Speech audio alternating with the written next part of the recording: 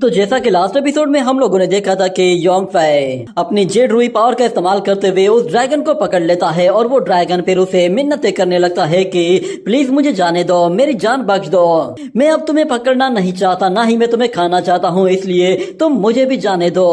ये कहने के बाद वो देखता है कि योंग फै तो उसकी बात मानने को तैयार नहीं है, जिसके बाद वो उस लड़की से कहता है कि तुम भी मुझ पे तरस खाओ, मेरी जान बख्श दो, वरना ये लड़का मुझे जान से मार देगा, प्लीज मुझे बचाओ इससे। ये सुनकर मैंगलियर को उस पे तरस आ जाता है और वो योंग फै पर ही तलवार सीधी कर देती है और वो उसे बताती है कि मुझे तुम पर बहुत लंबे टाइम से ही शक था, तुम बार बार गर्ल्स की डोरमेट्री में घुस रहे थे और यहाँ तक कि तुम लाइब्रेरी में कई बार घुसने की कोशिश कर चुके हो। इसके अलावा तुमने जब से ट्रायल में हिस्सा लिया है तब से ट्रायल में बहुत सारे लोग मरे हुए मिले हैं। ये सुनकर योंग फै भी हैरान हो जाता है और वो जैसे ही जेड रूई की पावर को छोड़ता है तो वो ड्रैगन अचानक से बिल्कुल छोटा होकर नीचे गिर पड़ता है। मगर योंग फै फिर दूसरी तरफ उस लड़की को यकीन दिलाता है कि इसमें उसका कोई भी हाथ नहीं है, ना ही उसने किसी को मारा है, ना ही वो किसी को मारना चाहता है। अगर वो वाकई में उसका दुश्मन होता तो वो उसे पहले क्यों बचाता। ये बातें सुनकर उस लड़की को योंग फै पर थोड़ा सा यकीन तो आ जाता है, मगर वो अभी भी उस पर शक कर रही थी। जिसके बाद अचानक से वहाँ पर कुछ लोटस आते हैं जो कि उस लड़की को मैसेज देते हैं और उसे पता चलता है कि जंगल में कुछ हलचल हुई है, बहुत सारे लोग आउट ऑफ कंट्रोल हो रहे हैं। ये सुनने के बाद योंग फै उस ड्रैगन की तरफ देखता है और उसे उसकी जेड रूई की पावर वापस कर देता है, जिससे उसका साइज थोड़ा सा बड़ा हो जाता है। मगर वो देखता है कि उस जेड रूई के अंदर तो एक एंशिएंट गर्ल है जिसे वो पहले से ही जानता था। वो लड़की उसे समझा देती है कि तुमने योंग फै का हर हाल में साथ देना है। जिसके बाद योंग फै उसे पीपी लोंग कहकर पुकारता है, मगर ड्रैगन कहता है कि नहीं, तुम मुझे युआन लोंग कहोगे।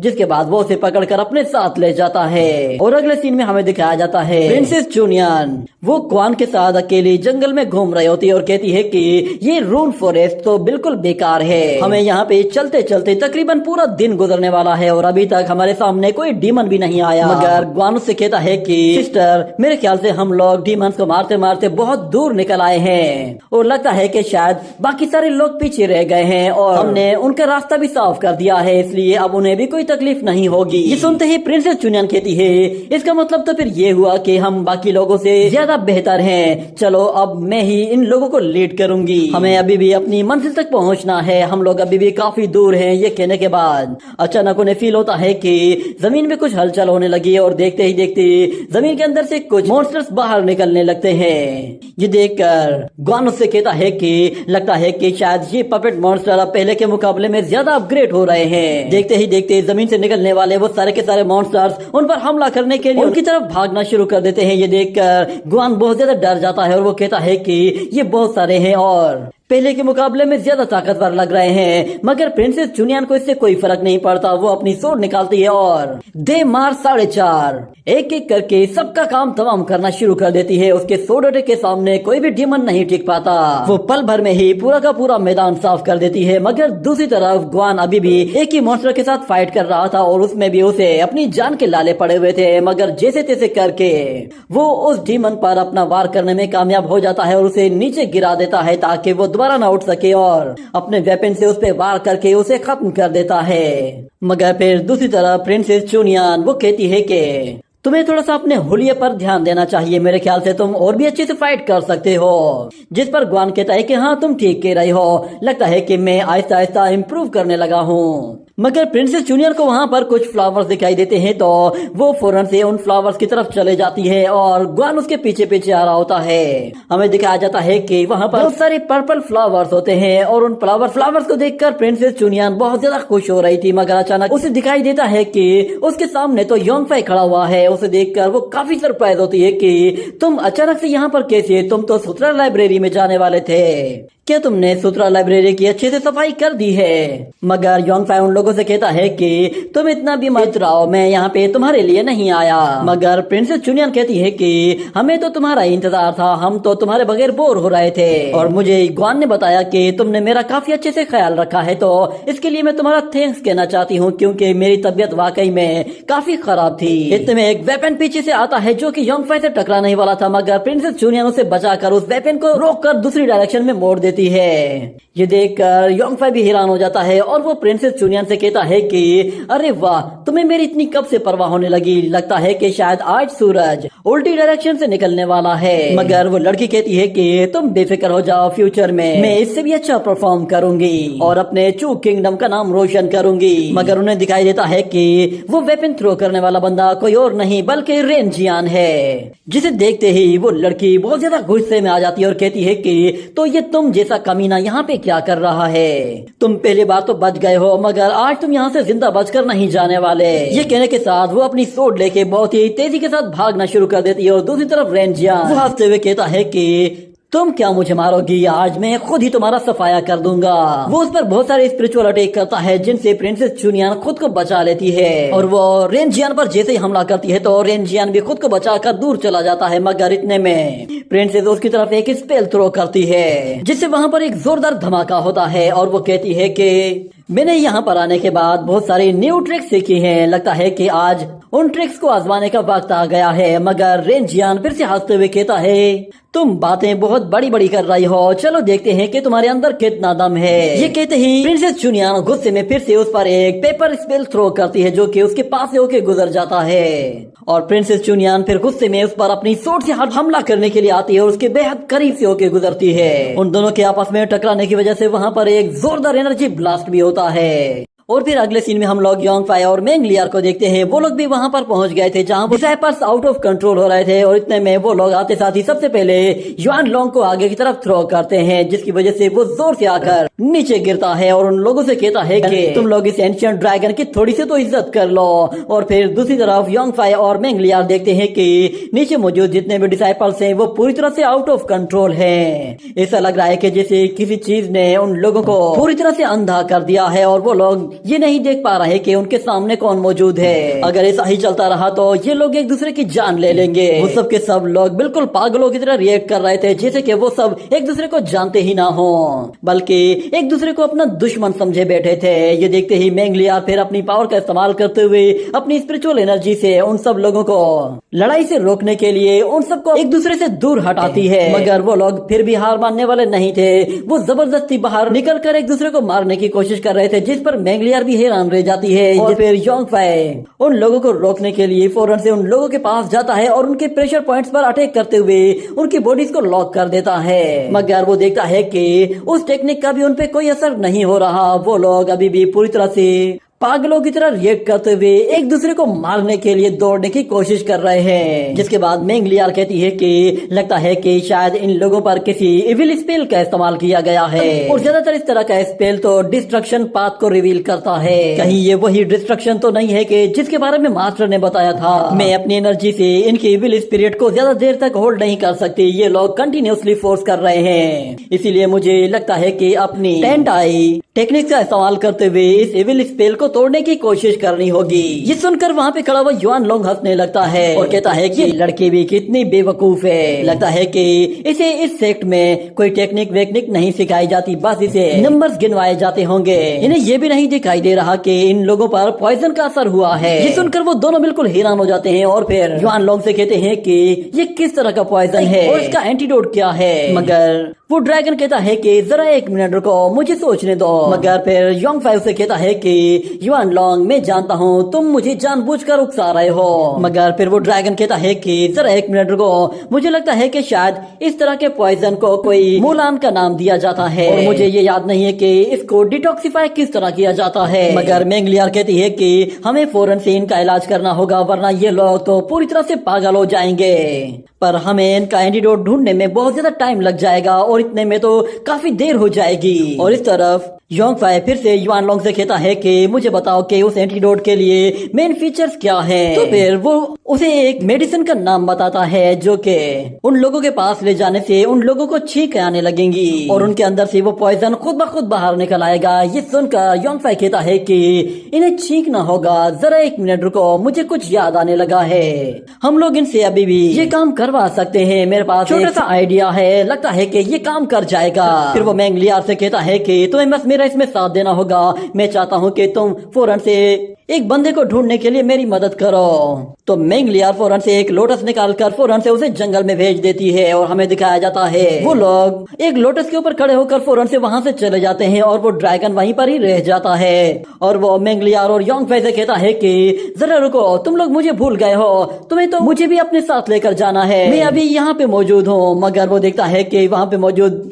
वो सारे के सारे वॉरियर्स उसकी तरफ आ रहे हैं और हमें दिखाया जाता है प्रिंसेस चुनियन बिल्कुल पागल हो चुकी होती है और वो ग्वान को ही मारने की कोशिश कर रही होती है। तो ग्वान अपनी जान बचाने के लिए वहाँ से भागने की कोशिश करता है और प्रिंसेस चुनियन से कहता है कि तुम्हारे ऊपर जहर का असर हो गया है, प्लीज थोड़ा सा होश में आ जाओ, तुम मुझे ही क्यों मारना चाहती हो। दूर निकलने की कोशिश करता है तो प्रिंसेस चुनियन उसके सामने आ जाती है और फिर उस पर एक के बाद एक लातें मुक्के के मारते हुए उसे मार मार कर पूरी तरह से सुझा देती है। उससे मार खाने की वजह से ग्वान की हालत बिल्कुल पतली सी हो जाती है और प्रिंसेस चुनियन तो रुकने का नाम ही नहीं ले रही थी। उसे ग्वान की शक्ल में रेन जियान दिखाई दे रहा था और वो उसे खत्म करने के लिए अपनी सोट बाहर निकाल लेती है। मगर हम देखते हैं कि उसकी सोट को अचानक से योंग फै आकर पकड़ लेता है और उसकी गर्दन पर अटैक करते हुए उसे फौरन से बेहोश कर देता है। ये देखते ही फिर ग्वान की भी जान में जान आती है और वो कहता है कि ब्रदर तुम बिल्कुल ठीक टाइम पे आए हो, वरना आज तो मेरा काम हो गया था। मगर योंग फै उससे कहता है कि सुनो दोस्त, तुम्हारे पास अभी भी वो चिली पाउडर है क्या? तो फिर ग्वान उससे कहता है कि हाँ है तो सही, मगर थोड़ा होगा।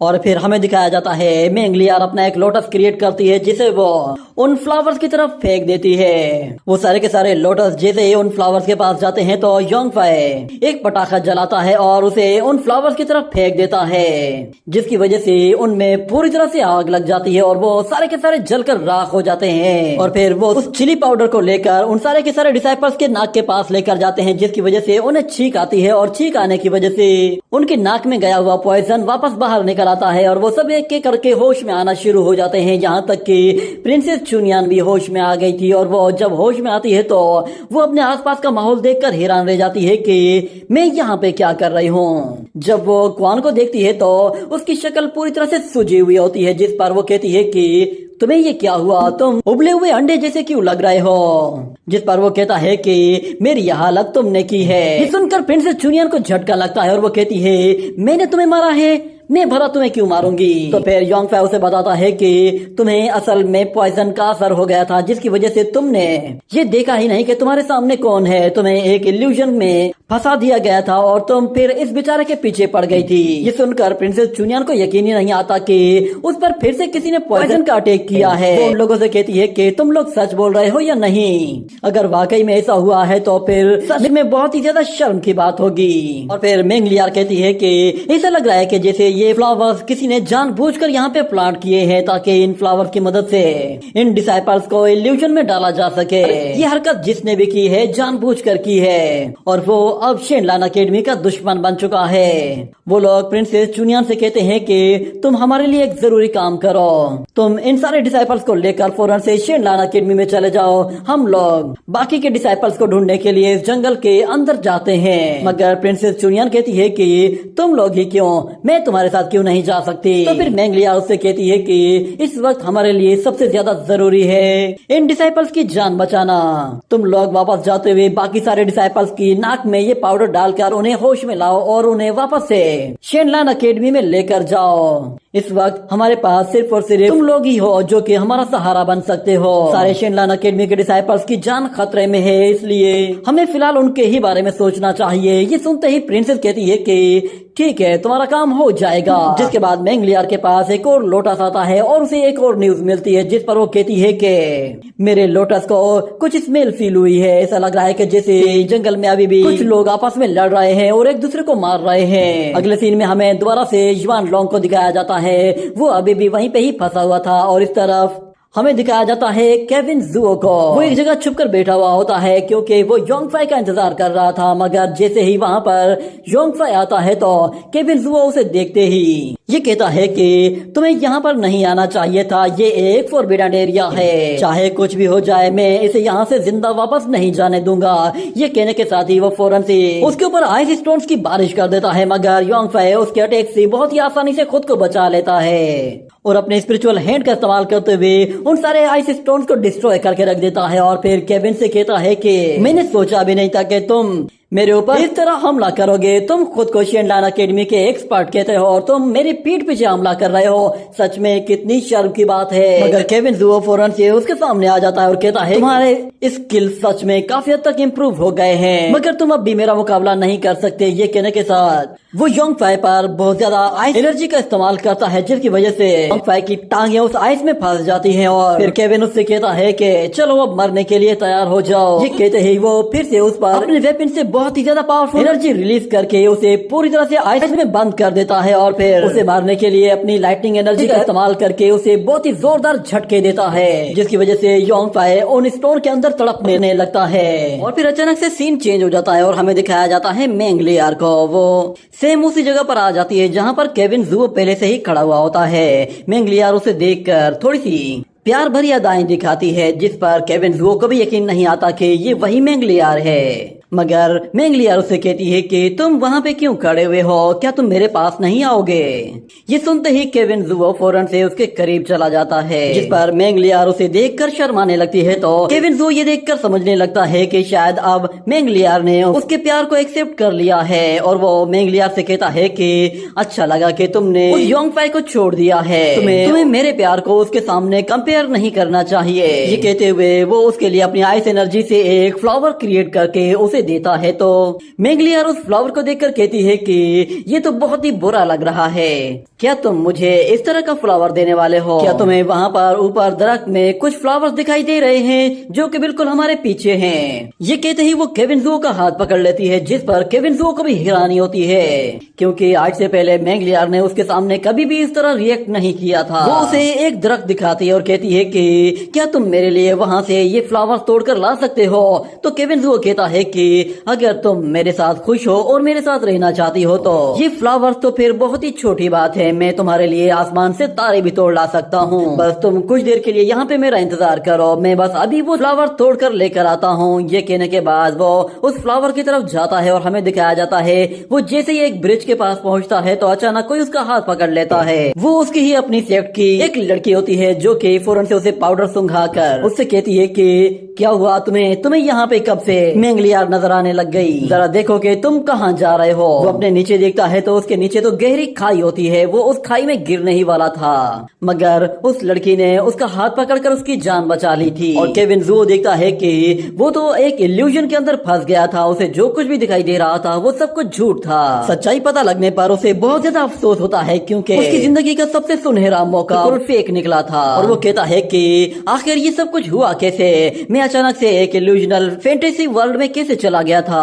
तो फिर वहाँ पे मौजूद लड़की उसे बताती है कि ये पर्पल ऑर्चिड फ्लावर है, इसे मैंने ही यहाँ पर प्लांट किया है। वैसे तो मैंने ये बाकी डिसाइपल्स के लिए यहाँ पे प्लांट किया हुआ था, लगता है कि शायद तुम भी इसका शिकार हो गए हो। ये कहते ही वो उस फ्लावर को उसकी तरफ फेंकती है तो केविन जुओ अपना नाक बंद करता है और उस फ्लावर को उठाकर दूर फेंक देता है।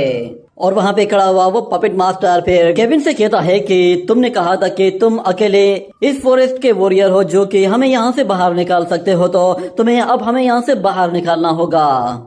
मगर इस तरफ केविन कहता है कि एकेडमी ने यहाँ पे जंगल के चारों तरफ एक बैरियर बनाया हुआ है, इसलिए इस बैरियर को तोड़कर निकलना मुमकिन नहीं है। हम अगर यहाँ से निकलते भी हैं तो हमारे ट्रेसेस आसानी से पता चल जाएंगे। इतने में अचानक वो लोग देखते हैं कि बहुत सारे डिसाइपल उन लोगों पर हमला करने के लिए आ रहे हैं, जिस पर केविन जुओ भी हैरान हो जाता है। मगर वो डीमंस जानते थे कि इन लोगों के ऊपर भी उन ऑर्चिड फ्लावर्स का असर हो चुका है, और वो लोग कहते हैं कि केविन जुओ अगर तुम बुरा ना मानो तो हम इन लोगों को मार देते हैं, और फिर तुम शेनलान एकेडमी में जाकर किसी को भी मत बताना कि इन्हें हमने मारा है। ये कहने के बाद हमें दिखाया जाता है कि वो सारे के सारे डीमंस उन सारे के सारे वॉरियर्स पर टूट पड़ते हैं जो कि पहले से ही आउट ऑफ कंट्रोल हो चुके थे। वो लोग उन्हें चुन चुन कर मारना शुरू कर देते हैं और केविन जुओ चुपचाप खड़ा होकर तमाशा देखता रहता है। उसके अपने ही सेक्ट के फेलोज उसके आंखों के सामने मारे जा रहे थे और उन्हें बहुत ही बेदर्दी के साथ कत्ल किया जा रहा था। और हमें इस तरफ दिखाया जाता है मेंग लियार और योंग फाई को पता चल जाता है कि यहाँ पे आसपास कुछ लोगों को मारा गया है, तो वो लोग फौरन से जब वहाँ पर आते हैं तो